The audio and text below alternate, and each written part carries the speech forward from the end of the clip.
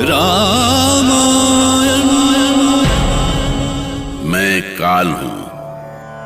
देवराज इंद्र उस समय तो चुपचाप चले गए, किंतु अहिल्या की सुंदरता से उनका मन वश में नहीं था।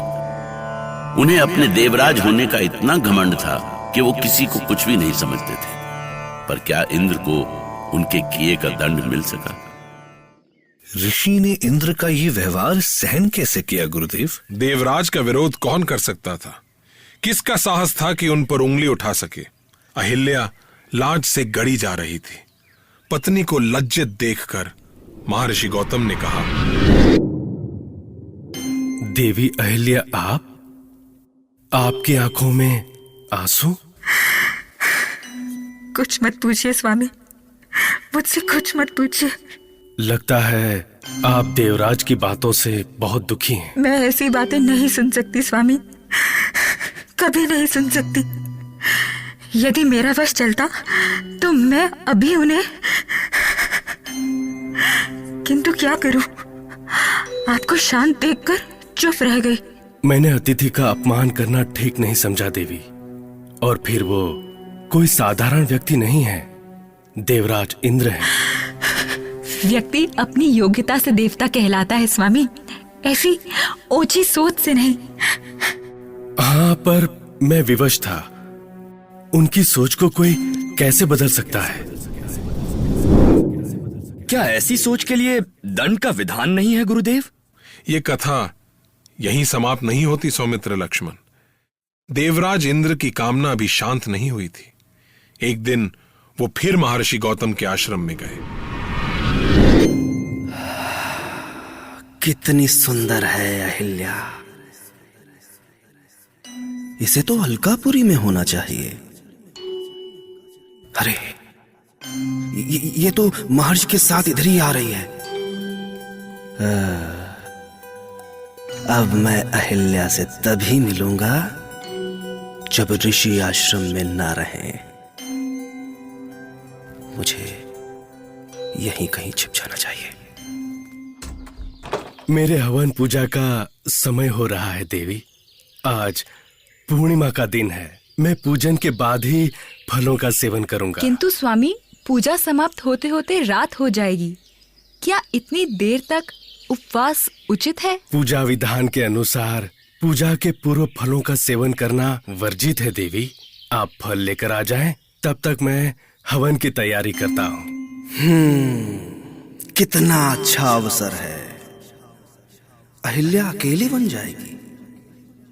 मैं वन में ही उससे प्रणय निवेदन करूंगा। स्वामी, मैं पहले से ही जानती थी कि आज आपका व्रत है, इसलिए मैं संध्या काल में ही फल फूल लेकर आ गई। आप महान है देवी। ये तो अनर्थ हो गया। अहिल्या वन में नहीं जाएगी तो मैं उसे मिलूंगा कैसे? ओम सर्वभूताय नमः। ओम चंद्राय नमः।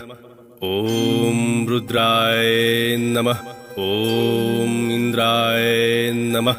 मुझे किसी भी तरह महर्षि गौतम को आश्रम से बाहर निकालना होगा। भोर होने में अभी बहुत देर है।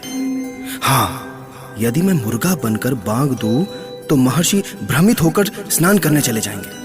भला कौन सोच सकता है कि इंद्र अपनी भावनाओं को तुष्ट करने के लिए इतने नीचे गिर सकते हैं? अब देखना यह था कि उनकी इस चाल का परिणाम क्या होगा। देवी अहिल्या, सवेरा होने वाला है। मैं स्नान ध्यान के लिए निकल रहा हूँ। आप पूजा की तैयारी कीजिए। ठीक है स्वामी। अब मुझे ऋषि गौतम बनकर अहिल्या के पास जाना चाहिए। देवी, देवी, क्या आप पुनः सो गईं? द्वार खोलिए देवी। स्वामी, आप तो अभी भूल हुई देवी। अभी रात्रि का दूसरा प्रहर बीत रहा है। पता नहीं मुर्गे ने कैसे बांग दी। मैं भी यही सोच रही थी स्वामी। अभी मेरी नींद भी पूरी नहीं हुई और नींद अभी पूरी हो जाएगी। आइए, आइए ना देवी। अरे क्या कर रहे हैं आप? आइए ना देवी, आइए। कामनाओं का कोई अंत नहीं। किंतु अभी तो सवेरा होने वाला है। कामना पूरी करने के लिए कोई समय नहीं होता, और फिर आप हमारी पत्नी हैं। छोड़िए ना स्वामी। तभी ऋषि गौतम अपनी कुटिया में लौट आए, पर अब उनके सामने वो आने वाला था जिसकी वो कल्पना भी नहीं कर सकते थे। देवी, कहाँ है देवी? अरे ये कौन आ गया? देवी अहिल्या, कहाँ है आप? तो यहाँ है। फिर आपकी आवाज में मुझे पुकारने वाला कौन हो सकता है? अरे अब कौन आ गया बाधा बनकर? ठहरो, कौन हो तुम? अगले ही पल में गौतम के रूप में देवराज इंद्र और स्वयं गौतम आमने सामने। महर्षि गौतम को यह समझते देर नहीं लगी कि अवश्य ही अहिल्या के साथ छल हुआ है। वो चीख पड़े, कौन है तू पापी? तेरा मेरे वेश में यहाँ आने का दुस्साहस कैसे हुआ? पहले तुम बताओ कि तुम कौन हो? तुमने यहाँ आने का दुस्साहस कैसे किया? हे ईश्वर, ये क्या हो रहा है मेरे साथ? एक नारी को ऐसे संकट में क्यों डाल रहे हो ईश्वर? छली है तू, छली है। मैं नहीं, तू है छली। अपने असली रूप में आ दुष्ट, वरना तुम्हें इसी क्षण भस्म कर दूंगा। यदि इंद्र शक्तिशाली थे तो ऋषि भी उनसे कम नहीं थे। वो अपने तपोबल से एक ही पल में इंद्र को भस्म कर सकते थे।